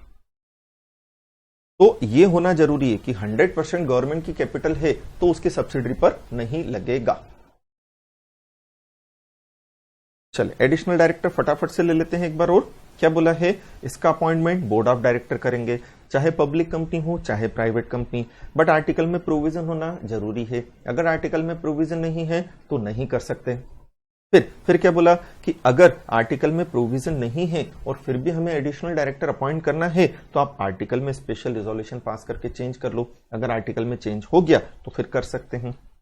फिर बोर्ड ऑफ डायरेक्टर किसको अपॉइंट करें, तो बोले किसी को भी कर सकते हैं, बट उस पर्सन को मत करना जो जनरल मीटिंग में शेयर होल्डर के द्वारा अपॉइंट नहीं किया गया था। फिर क्या बोला कि बोले एडिशनल डायरेक्टर जिसको आपने बनाया है वो अपनी पोस्ट कब तक होल्ड करके रखेगा, वो कब तक काम करेगा, तो बोले उसके अपॉइंटमेंट के बाद जो भी एजीएम होती है उसकी डेट तक करेगा। और अगर किसी ईयर में आपने एजीएम नहीं की तो एजीएम करने की जो लास्ट डेट थी उस डेट तक, which ever is earlier. Suppose appointment हुआ है 12 फरवरी 2025 को, तो 12 फरवरी 2025 के बाद एजीएम हुई 10 सितंबर 25 को, तो 10 सितंबर 25 तक ही वो पोस्ट होल्ड करके रखेगा। एजीएम में वो रिटायर नहीं होगा, वो पोस्ट क्या कर देगा, वेकेंट, वो रिटायरिंग डायरेक्टर नहीं होता है। बट हाँ, 10 सितंबर को आपकी एजीएम की डेट थी बट आपने नहीं की और एजीएम करने की लास्ट डेट आती है आपकी 30 सितंबर, तो 30 सितंबर को वो पोस्ट क्या कर देगा, खाली कर देगा। वो रिटायर नहीं होगा, वो पोस्ट वेकेंट करता है। अब उसे रेगुलर डायरेक्टर बनाना है तो 160 कंप्लाई करना है। 160 अभी पढ़ा नहीं है, अभी इसके बाद 160 में पढ़ाता हूं।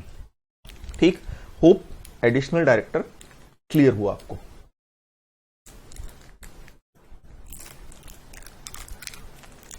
हाँ अनुष्का, ये शॉर्टर पीरियड के लिए होता है। नॉर्मली डायरेक्टर का अपॉइंटमेंट कौन करते हैं, शेयर होल्डर। अब शेयर होल्डर तो जब एजीएम होगी तब मिलेंगे, तो ऐसी सिचुएशन में आज किसी एडिशनल डायरेक्टर की जरूरत है, किसी एडिशनल पर्सन की जरूरत है, तो बोर्ड को राइट दे दिया कि ठीक है तो डायरेक्टर अपॉइंट कर ले। बट कब तक के लिए, जब तक शेयर होल्डर की मीटिंग नहीं होती। सीधा सीधा सा लॉजिक है भाई। हम बोल दिए कि डायरेक्टर का अपॉइंटमेंट कौन करेंगे, जनरल मीटिंग में शेयर होल्डर। अब मालूम पड़ा अभी चल रहा है जनवरी एंड एजीएम होगी कब, सितंबर में, और मुझे आज एक एडिशनल बंदा चाहिए काम करने के लिए, तो या तो मैं ईजीएम कॉल करूं, बट ईजीएम में बहुत खर्चा हो जाएगा। तो इससे बेटर है कि बोर्ड को राइट दे दिया है कि जब तक एजीएम नहीं हो रही है तो अपनी तरफ से एक डायरेक्टर अपॉइंट कर ले, एंड फिर उस डायरेक्टर को अगर शेयर होल्डर पसंद करेंगे तो एजीएम के अंदर 160 कंप्लाई करके उसे रेगुलर बनवा लेना। अनुष्का, मैं बार बार बोल रहा हूं, रीअपॉइंटमेंट उस डायरेक्टर का होता है जो रिटायर होता है। रीअपॉइंटमेंट उस डायरेक्टर का होगा जो रिटायर होता है, और ये रिटायर नहीं होता है, ये पोस्ट वेकेंट करता है। तो 160 से इसका नया अपॉइंटमेंट होगा। रीअपॉइंटमेंट बेटा उस डायरेक्टर का होता है जो रिटायर हो, और ये रिटायरिंग डायरेक्टर नहीं है, इसने तो पोस्ट खाली कर दी। जब पोस्ट खाली कर दी और हम इसे फिर से डायरेक्टर बना रहे हैं तो वो फ्रेश अपॉइंटमेंट है 160 के हिसाब से। चले, और एडिशनल डायरेक्टर का कुछ पूछना हो तो पूछ ले। मैं अल्टरनेट डायरेक्टर स्टार्ट कर रहा हूं। आपकी क्वेरीज हो एडिशनल डायरेक्टर की तो पोस्ट कर दें, मैं अल्टरनेट डायरेक्टर खत्म करके वो क्वेरी सॉल्व करूंगा। अल्टरनेट डायरेक्टर 161 सबसेक्शन 2, ठीक है। अब ये क्या कह रहा है, अल्टरनेट मतलब होता है ऑप्शन, चॉइस। जैसे हमारे पास कई बार दो सिम होती ना, कि एक सिम का नेटवर्क नहीं आ रहा है तो दूसरी चल जाएगी, रख ली हमने, क्या है 40-50 रुपए महीने तो लग रहा है, दो सिम रख लिया अपन ने, ठीक है। उसी तरह से एक डायरेक्टर जो कंपनी के अंदर रेगुलरली काम कर रहा था, अब अगर वो इंडिया के बाहर चला गया है, अगर वो कम से कम 3 महीने के लिए इंडिया के बाहर चला गया है, तो यार 3 महीने तक वो काम पर नहीं आ पाएगा। अब अगर वो 3 महीने तक काम पर नहीं आ पाएगा और हमारा काम, हमारा वर्क सफर कर रहा है, तो उसके प्लेस पर काम करने के लिए कब तक, जब तक वो इंडिया के बाहर है, क्योंकि जब तक वो इंडिया के बाहर है वो इंडिया में हमारी कंपनी में काम नहीं कर पाएगा। तो उसके प्लेस पर काम करने के लिए हम अल्टरनेट डायरेक्टर अपॉइंट करते हैं, ताकि कंपनी की वर्किंग सफर ना करे, ताकि कंपनी स्मूथली वर्किंग करते रहे। तो क्या बोला है कि एक डायरेक्टर जो अब्सेंट है इंडिया से, एक डायरेक्टर जो इंडिया के बाहर गया है कम से कम 3 महीने के लिए, तो यार शर्मा जी हैं, है ना, शर्मा जी हैं, वो 4 महीने के लिए अमेरिका चले गए, यूएसए चले गए, अब वो तो 4 महीने के लिए गए, लेकिन होगा क्या, 4 महीने तक वो कंपनी के अंदर नहीं है तो काम नहीं कर पाएंगे तो हमें तो एक बंदा कम पड़ रहा है। तो ठीक है, उनके प्लेस पर काम करने के लिए हम शर्मा जी की जगह किसको लेकर आ गए, वर्मा जी को। तो वर्मा जी कहलाएंगे अल्टरनेट डायरेक्टर, शर्मा जी कहलाएंगे ओरिजिनल डायरेक्टर। ओरिजिनल डायरेक्टर मतलब वो डायरेक्टर जो इंडिया के बाहर गया है कम से कम कितने महीने के लिए, 3 महीने के लिए। एंड अल्टरनेट डायरेक्टर मतलब ओरिजिनल डायरेक्टर की जगह काम करने के लिए हमने जिस पर्सन को अपॉइंट किया है वो क्या कहलाएगा, अल्टरनेट डायरेक्टर कहलाएगा। ठीक, अब ये तो हमने इसको अपॉइंट करने का ऑब्जेक्ट देखा, ये तो हमने इसको अपॉइंट करने का पर्पस देखा। अब इसे अपॉइंट कैसे करना है, कैसे अपॉइंटमेंट होगा, क्या रहेगा, वो अब हम डिस्कस कर लेते हैं, वो अब हम यहां पर डिस्कस कर रहे हैं, है ना। चले 161 सबसेक्शन 2 सबसेक्शन के साथ याद रखना। तो अल्टरनेट डायरेक्टर का अपॉइंटमेंट बोर्ड ऑफ डायरेक्टर ही करेंगे। यार ये तो मैंने सीधे बोल दिया ना, 161 में जो चारों डायरेक्टर उनका अपॉइंटमेंट बोर्ड ही करेगा, पहली चीज। बट तभी कर सकते हैं जब आर्टिकल ऑफ एसोसिएशन में परमिशन हो। अगर आर्टिकल ऑफ एसोसिएशन में बोर्ड ऑफ डायरेक्टर को परमिट किया गया है, किस बात से परमिट किया गया है कि वो एडिशनल डायरेक्टर अपॉइंट कर सकते हैं, तो ही वो कर सकते हैं। लेकिन आर्टिकल में अगर परमिशन नहीं है तो आप क्या कर सकते हो, जनरली एक बार आर्टिकल ऑफ एसोसिएशन क्या कर लो, चेंज। सेक्शन 14 के अकॉर्डिंगली स्पेशल रिजोल्यूशन पास करके आप आर्टिकल ऑफ एसोसिएशन क्या कर दो, चेंज। अगर आप आर्टिकल ऑफ एसोसिएशन चेंज कर दोगे तो हमेशा के लिए बोर्ड ऑफ डायरेक्टर के पास पावर आ जाएगा। लेकिन अगर आप हमेशा के लिए बोर्ड को पावर नहीं देना चाहते हो, केवल इस स्पेसिफिक मैटर पर अल्टरनेट डायरेक्टर अपॉइंट करना चाहते हो, तो आप अप्रूवल ले लो शेयर होल्डर की जनरल मीटिंग में। कौन सा रेजोल्यूशन पास करके, तो यहां लिखा नहीं है, इट मींस कौन सा रेजोल्यूशन, ऑर्डिनरी। ये अप्रूवल कैसी रहेगी, स्पेसिफिक। मतलब मैं अगर वर्मा जी को लाना चाहता हूं शर्मा जी की जगह, तो केवल इस टाइम के लिए मैं परमिशन दे रहा हूं कि ठीक है आप वर्मा जी को ले आओ शर्मा जी की जगह। तो मेरे पास ऑप्शन है, पहला बोर्ड ऑफ डायरेक्टर ये चेक करें कि आर्टिकल में परमिशन है क्या। अगर आर्टिकल में परमिशन है तो अपॉइंट कर दें, बट अगर आर्टिकल में परमिशन नहीं है तो 2 ऑप्शन है, या तो एक बार हम आर्टिकल चेंज करवाकर हमेशा के लिए परमिशन ले लें, या केवल इस मैटर पर केवल इस बार के लिए परमिशन लेना है।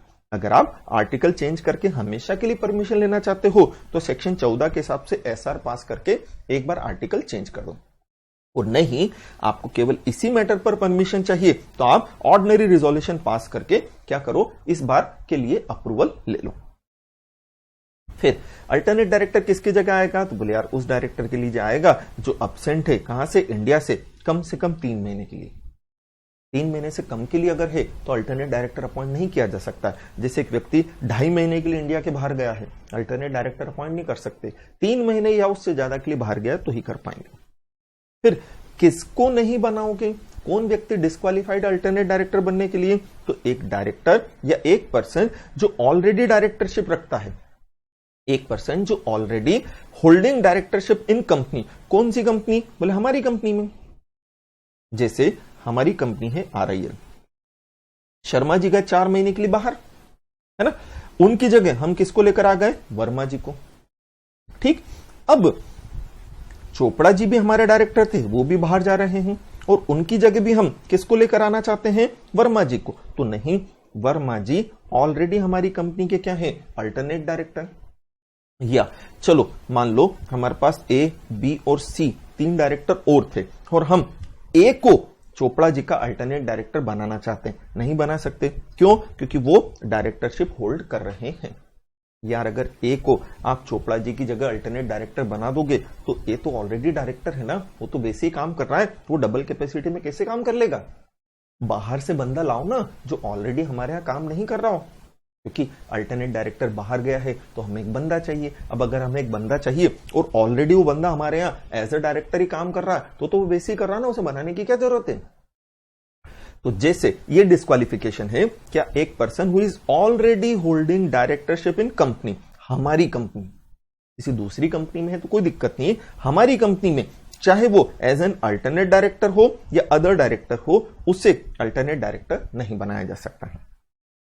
फिर इंडिपेंडेंट डायरेक्टर का अल्टरनेट डायरेक्टर अपॉइंट किया जा सकता है, हां, बट जिसको आप अल्टरनेट डायरेक्टर बनाओगे वो भी इंडिपेंडेंट डायरेक्टर बनने लायक होना चाहिए 149(6) के अकॉर्डिंगली। जैसे भल्ला जी हैं, वो हमारे आईडी थे, अब वो 4 महीने के लिए बाहर चले गए, तो भल्ला जी की जगह हम पांडे जी को अल्टरनेट डायरेक्टर बनाना चाहते हैं, बट पांडे जी 149 सबसेक्शन 6 के अकॉर्डिंगली अगर क्वालिफाइड हो तो ही बनाना, अदरवाइज बनाने की जरूरत नहीं है।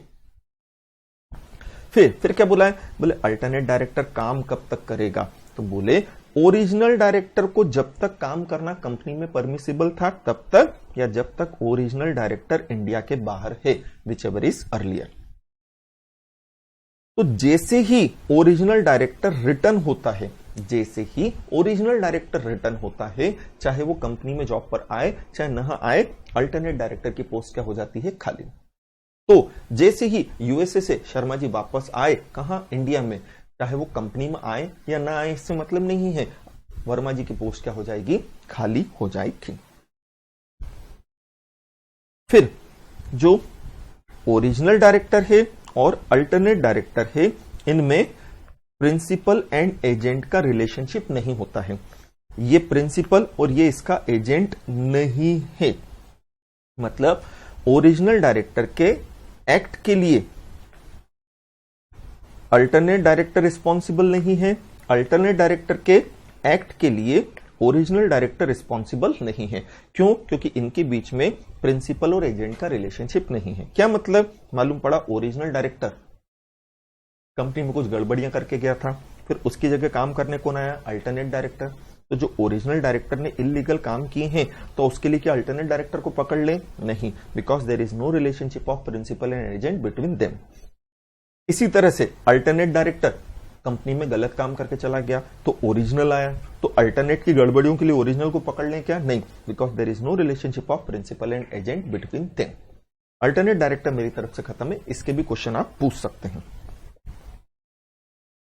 चलो, अब क्या क्या है, प्रीति सर ये 3 महीने के लिए बाहर गया है, तो ऑफिस रीजन के अलावा जा सकता है क्या, बेटा किसी भी कारण से जा सकता है, रीजन से मतलब नहीं है, मतलब ये है 3 महीने या उससे ज्यादा के लिए बाहर जाए, किस रीजन से डजंट मैटर। फिर सुमित सर वो आउट ऑफ इंडिया का 3 मंथ के लिए पर कंपनी के वर्क के लिए, तो भी ये प्रोविजन एप्लीकेबल है। हाँ बेटा, अभी मैंने बोला ना, रीजन से मतलब नहीं कि किस कारण से गया हो, एप्लीकेबल है। अनुष्का अप्रूवल शेयर होल्डर का ही लेना है, तो शेयर होल्डर ही डायरेक्टली अपॉइंट कर लेंगे, अदरवाइज लेंदी हो जाएगा। अनुष्का अगर आप शेयर होल्डर से अपॉइंट करवाओगे तो वो एडिशनल डायरेक्टर नहीं रहेगा, सॉरी अल्टरनेट डायरेक्टर नहीं रहेगा, है ना।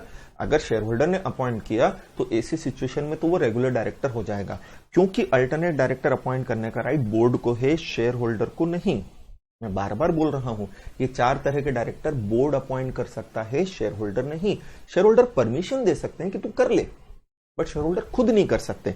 तो 161 सबसेक्शन 2 में स्पेसिफिकली ऑथोराइज किया है बोर्ड को, बोर्ड ही करेगा, शेयर होल्डर नहीं कर सकते हैं। हाँ, बोर्ड को कंडीशन कंप्लाई करना पड़ेगी। Hope it is clear. फिर अनुष्का हो गया क्लियर। सब्सिडरी का डायरेक्टर चलेगा क्या? हाँ, सब्सिडरी का डायरेक्टर चलेगा, कोई दिक्कत नहीं। अल्टरनेट डायरेक्टर ठीक है। मुस्कान आरबीसी से भी अपॉइंट कर सकते हैं? हाँ कर सकते हैं बेटा, है ना। जो 161 और 161 सबसेक्शन 2 दोनों का अपॉइंटमेंट कौन करेगा? Board of director. वो बोर्ड मीटिंग में भी कर सकते हैं, वो आरबीसी से भी कर सकते हैं। इवन सबसेक्शन 3 वाले को भी बोर्ड मीटिंग और आरबीसी से किया जा सकता है। बट 161 सबसेक्शन 4 जो कैजुअल वैकेंसी वाला है, वो ओनली बोर्ड मीटिंग में होगा। ठीक है, दिव्या ने डिलीट ही कर दिया, बहुत अच्छा किया बेटा। तो 2 मिनट बचे हैं, but upon nominee director complete कर सकते हैं। 161 सबसेक्शन 3 नॉमिनी डायरेक्टर। नॉमिनी मतलब होता है रिप्रेजेंटेटिव। तो एक डायरेक्टर जो दूसरे का रिप्रेजेंटेटिव है नॉमिनी डायरेक्टर कहलाता है। बोले किसका रिप्रेजेंटेटिव? बोले रिप्रेजेंटेटिव है किसका? बैंक का। ये किसका? फाइनेंशियल इंस्टीट्यूशन का, जिससे कंपनी ने फाइनेंशियल असिस्टेंस लिया है। बोले क्या मतलब? बोले यार कंपनी गई एसबीआई के पास, बोले 1000 करोड़ का लोन दे दो। एसबीआई ने बोला ले लो। अब कल से अगर कंपनी ये 1000 करोड़ का लोन पे नहीं कर पाएगी तो डायरेक्टर की पर्सनल रिस्पॉन्सिबिलिटी तो होती नहीं है, रिस्पॉन्सिबिलिटी कंपनी की होती है। कंपनी के पास जितना पैसा उससे कर देंगे, शेयर होल्डर भी पर्सनल लायबल नहीं है।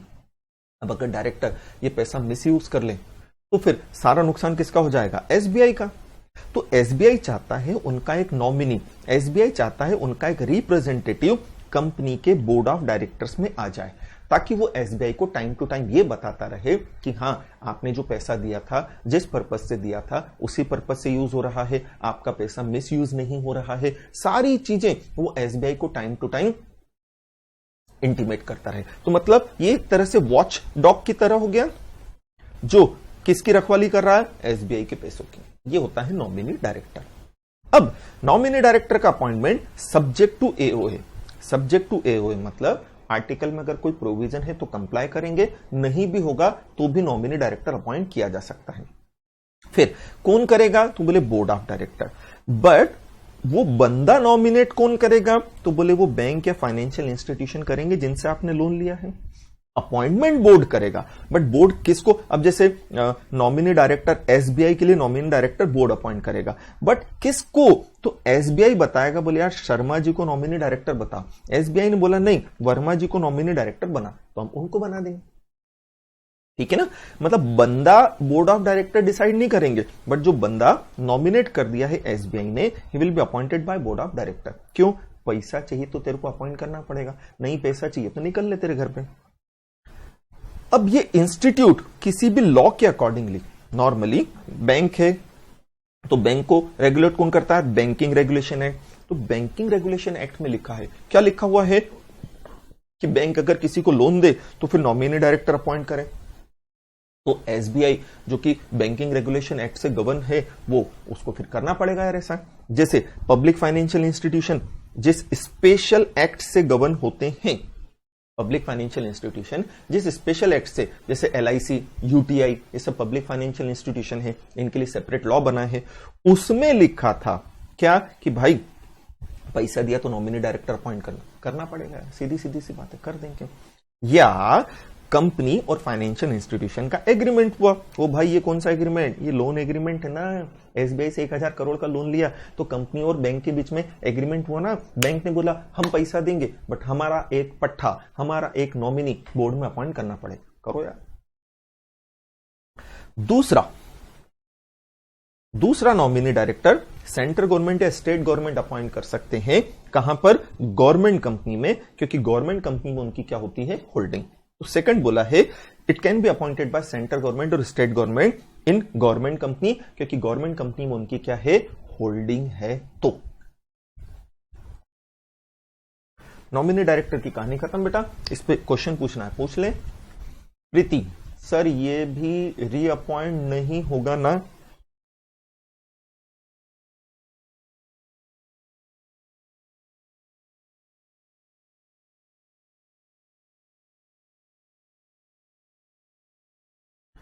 चले, शर्मा जी थे, शर्मा जी ओरिजिनल डायरेक्टर थे, उनकी जगह किसको लाए? वर्मा जी को।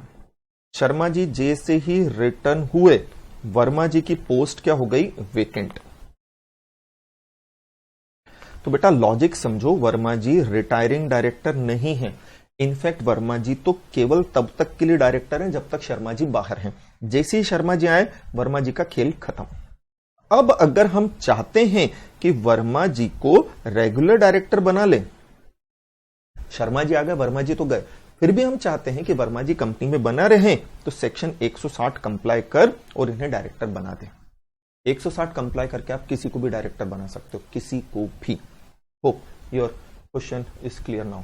प्रीति सर इनको रिमूव शेयर होल्डर नहीं कर सकते हैं, है ना? बिल्कुल कर सकते हैं। शेयर होल्डर किसी भी डायरेक्टर को रिमूव कर सकता है, किसी भी डायरेक्टर को। कुछ एक्सेप्शंस हैं, एक्सेप्शंस में बताऊंगा। अनुष्का सर एनसीएलटी वाला डायरेक्टर कौन सा होता है? वो सेक्शन 241 जो ऑपरेशन मिसमैनेजमेंट के केस में एनसीएलटी डायरेक्टर अपॉइंट करती है, वो एनसीएलटी वाला डायरेक्टर होता है। टाइम हो गया है, अदरवाइज मैं फटाफट से कैजुअल वैकेंसी भी खत्म कर देता, बट हड़बड़ी नहीं करते हैं। आपके और कुछ डाउट हो तो पूछ लें। सुमित सर एओए में 2/3 से कम के लिमिट हो सकती है 152 सबसेक्शन 6 में? बिल्कुल